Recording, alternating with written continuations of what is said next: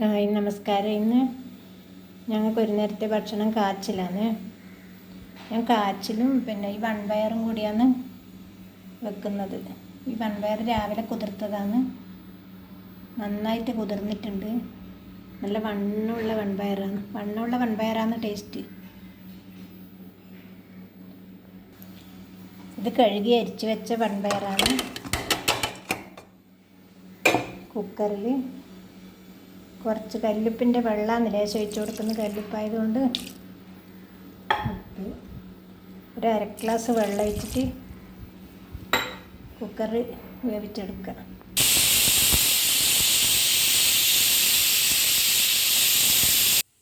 രണ്ട് വിസിലടിച്ച് ഇനി stove off ചെയ്യാം.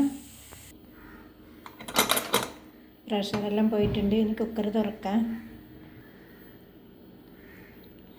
രണ്ട് വിസിലടിച്ചിന് പാകത്തിന് വെന്തിട്ടുണ്ട്. ഇനി ഇതിലേക്ക് കാച്ചിലിട്ട് കൊടുക്കാം.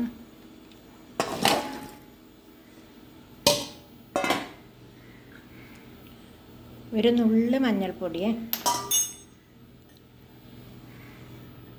ഒരു പച്ചമുളക് കീറിയത്, ഒരരി വെളുത്തുള്ളി ചതച്ചതും 6 കാന്താരി ചതച്ചതും ചേർത്ത് കൊടുക്കുന്നുണ്ട്.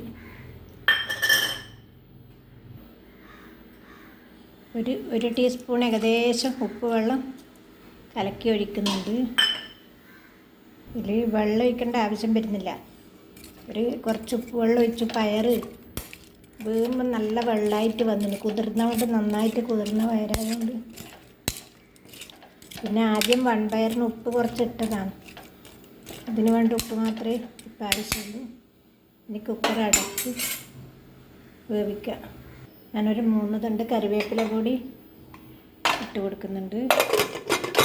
കുക്കർ അടച്ച് സ്റ്റൗ ഓണാക്കാം.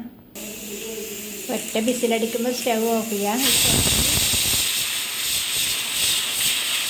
വേവ് വളരെ കുറവാണ്. ഇതിൻ്റെ പ്രഷറെല്ലാം പോയിട്ടുണ്ട്. തുറക്കാം. സ്റ്റൗ ഓണാക്കി തേങ്ങ ഉണ്ടെങ്കിൽ കുറച്ച് തേങ്ങ ചേർത്ത് കൊടുക്കാം. നിർബന്ധമില്ല. ഈ സമയം ഉപ്പെല്ലാം പാകത്തിനുണ്ടോ എന്ന് നോക്കാം. ഇതിനെല്ലാം പാകത്തിനുണ്ട്. ഞാൻ ഒരു ലേശം വെള്ളം ഒഴിച്ച് കൊടുക്കുന്നു. കുറച്ച് നന്നായിട്ട് തിളച്ച് കഴിഞ്ഞ് സ്റ്റൗ ഓഫ് ചെയ്യുക. ഇത് ഞാൻ ഉടക്കുന്നില്ല, അതിൻ്റെ കാരണമൊന്നും.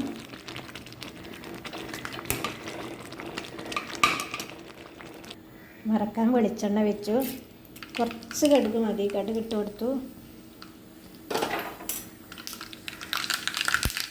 കുറച്ച് ഉഴുന്ന് പരിപ്പിട്ട് കൊടുക്കുന്നുണ്ട്. പൊട്ടി അന്നേരം കുറച്ച് തേങ്ങ ചേർത്ത് കൊടുത്തു.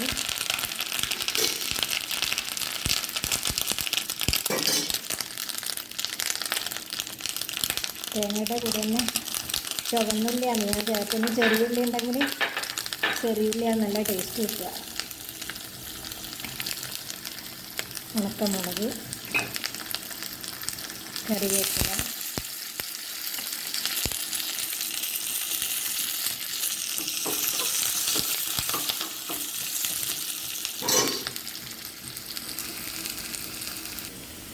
പാകത്തിനായിട്ടുണ്ട്.